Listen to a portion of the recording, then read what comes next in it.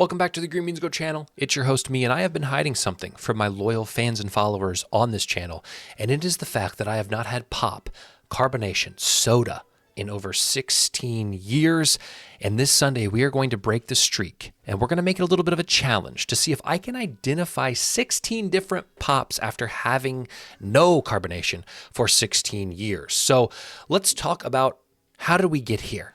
How did this all start? August 18th, 2008, I had just started 8th grade, and I was sitting on the toilet, true story, on the phone, which was a landline in my parents' house, with a friend who lived in the same city, went to the same school, and we were very competitive, probably to a fault. Actually, I know it was to a fault, and somehow we came across the idea that we were both going to just stop drinking pop, cold turkey, and whoever drank it first would owe the other person $5. Because when you're in 8th grade, $5 moves the needle, ladies and gentlemen. So the rules were very simple. No carbonation, period. Now, what happened?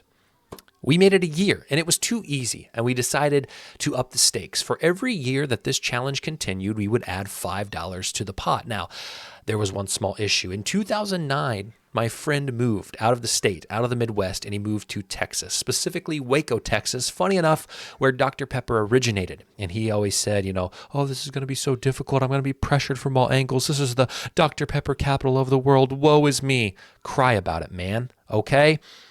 I was all alone here in the state that, I grew up in the Midwest.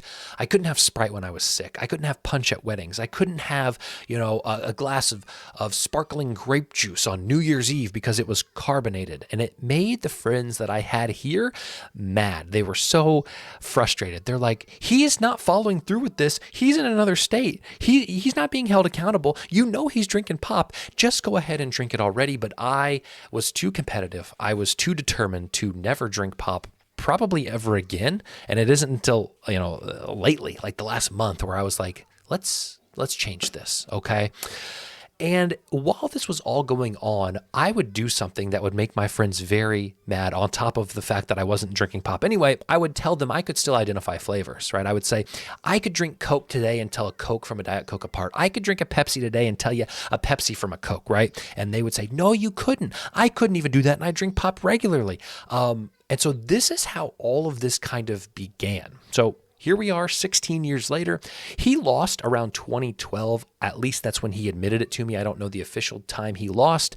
My guess is he drank beer and didn't want to admit it, but felt guilty about it. He said he was sick and had a Sprite, but again, I don't know if I trust the validity of that at all. And the fun fact is, I never got my money. He claims that he wrote a $50 check and it was supposed to be sent to me, but I never received it, which is fine. Okay, I'm not bitter about it.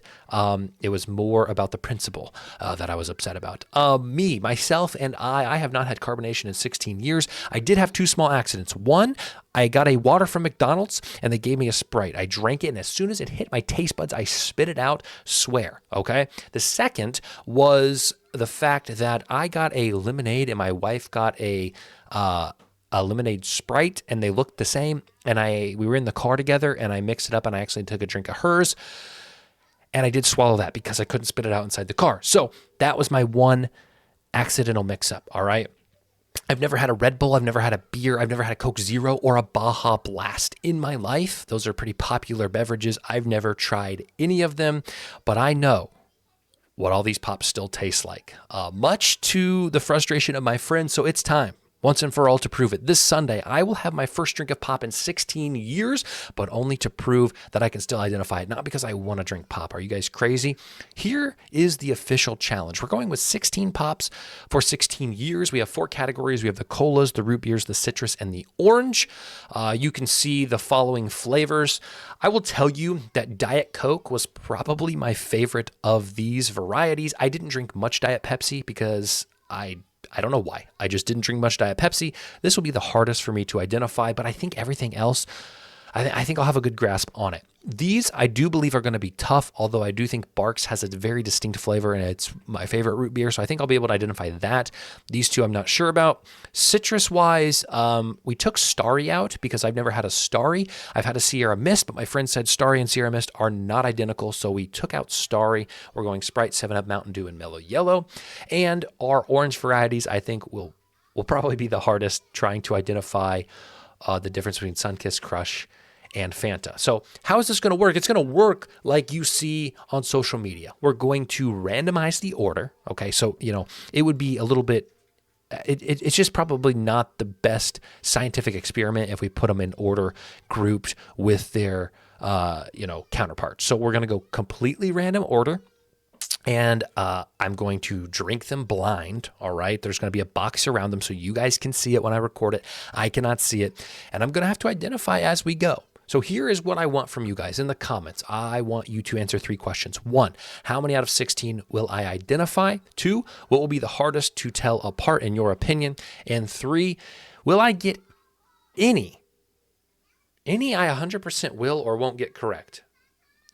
What I mean by that is if there's any that you think I will 100% get, like, oh, he's going to identify Barks no matter what, write that in there. Will get Barks correct. If you think there's one that I absolutely will not get, there's a 100% chance I will not get it correct. Like, he's not going to be able to tell an AW root beer. Okay. Write that in there. So we are going to do this on Sunday. Then I'm going to record it. I'm going to edit it. I'm going to put it out to you guys. Probably Sunday night. So stay tuned for that. Share this, okay? Send this to some people. Let's get this hyped up. Let's get this pay-per-view going. That's what I got for you guys. I'm excited for this, but a little sad. It's just kind of like you have a dog for 16 years, and then he's going to pass away on Sunday, and you know it. But hey, here's to new life. Here's to new adventures, and here's to a fun challenge. We'll see you soon.